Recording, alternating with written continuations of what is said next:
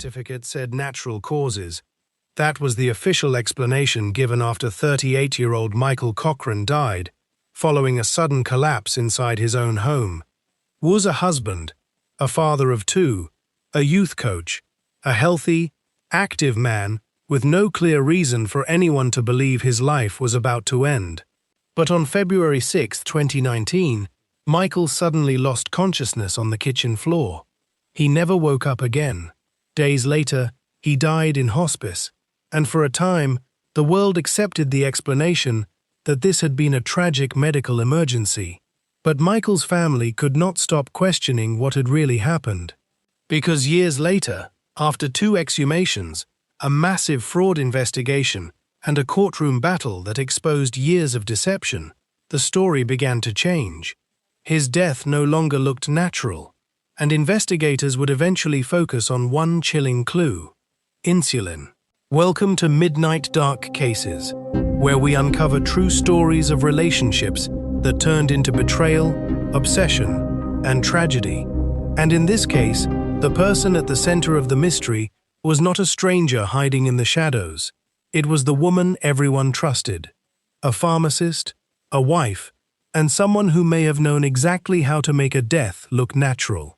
Before his name became part of a murder trial, Michael Brandon Cochran was known first as a family man. He was only 38 years old, a husband, a father of 2, a loyal friend, and the kind of person people in his community were used to seeing on the sidelines, coaching young athletes and encouraging children to believe in themselves. Michael was strong, healthy, and active.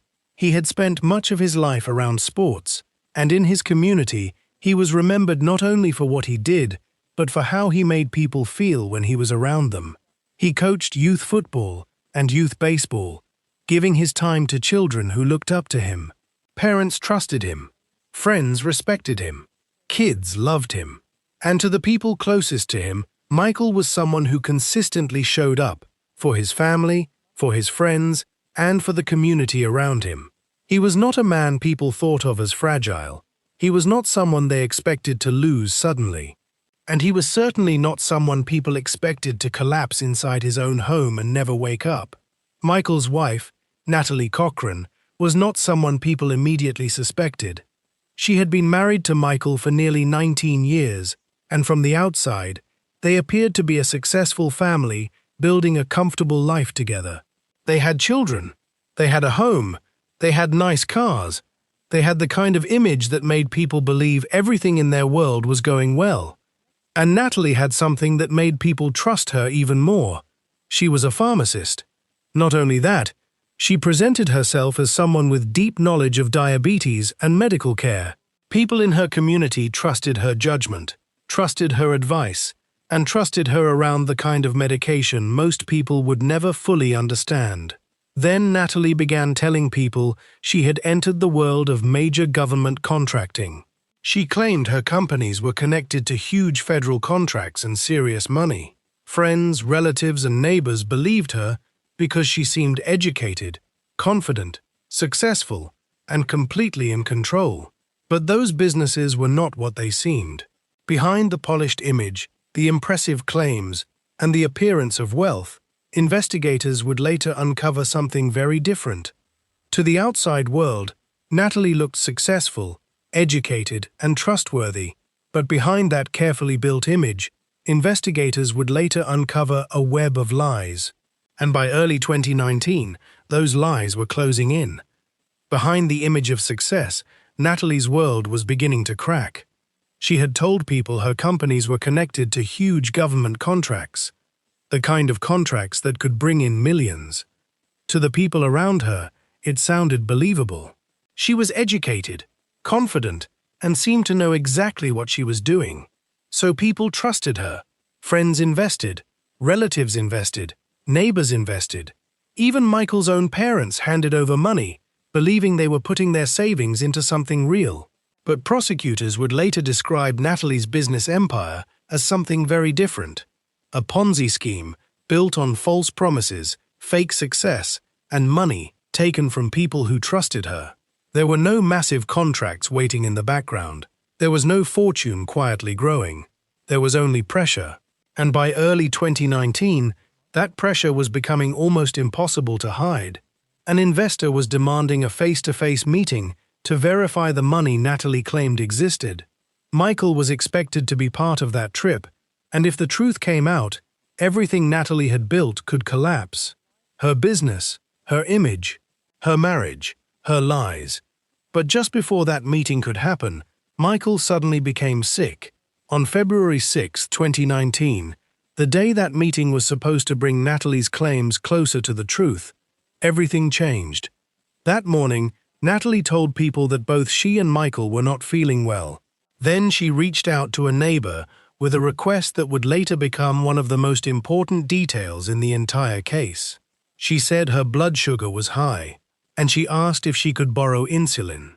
To most people, that request may have sounded unusual, but to the neighbor, Natalie was not just anyone. She was a pharmacist. She had presented herself as someone who understood diabetes, blood sugar, and medication. So when she asked for insulin, the neighbor trusted her. Later that day, Michael Cochran was found unconscious on the kitchen floor. He was not simply resting. He was not just tired. He was unresponsive. Several people who came to the house offered to take him to the hospital. They could see something was seriously wrong. But according to testimony, Natalie refused and said Michael only needed to sleep it off. Hours passed before Michael finally received medical care. And when he eventually arrived at the hospital, doctors recorded a blood sugar level of 21. For a healthy, non-diabetic adult, that number was dangerously low, almost impossible to ignore. That number, 21, would become one of the most important clues in the entire case. What looked like a medical emergency was starting to look like something else. Michael died days later in hospice. He was only 38 years old. At first, his death was treated as a tragic medical event, and the original death certificate listed the cause as natural.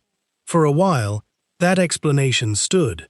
But after Michael was gone, Natalie's financial world began to collapse. The investors she had promised money to started demanding answers. The businesses she had presented as successful government contracting companies began falling apart under closer scrutiny. Soon, federal investigators were looking into her finances. And when agents searched the Cochran home, they found something chilling inside the refrigerator, an insulin vial. From there, the questions around Michael's death became impossible to ignore. His body was later exhumed, and prosecutors eventually charged Natalie Cochran with first-degree murder. The case was not built around one single eyewitness or one simple confession. It was built piece by piece: the dangerously low blood sugar, the borrowed insulin, the witness statements, the delayed medical care, and the financial pressure closing in around Natalie. Together, those details painted a disturbing picture.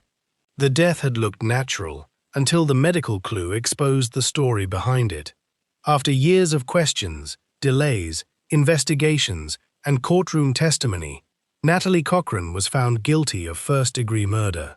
She was sentenced to life in prison without the possibility of parole. For Michael's family, the verdict brought accountability, but it could never bring back the man they loved. They had spent years fighting for the truth, refusing to accept that a healthy, active father had simply collapsed and died without a deeper explanation. And out of that fight came something lasting. Michael's case later inspired the Michael Brandon Cochran Act, a law connected to testing unconscious patients with dangerously low blood sugar. In that way, his story became more than a tragedy. It became a warning, a lesson, and a reason for change. Michael Cochran should not be remembered only for the way his life ended. He should be remembered as a father, a coach, a son, a friend, and a man whose family refused to let a false death certificate be the final word. This has been Midnight Dark Cases. If this story moved you, please subscribe for more respectful true crime documentaries that look beyond the headlines and remember the lives behind the cases.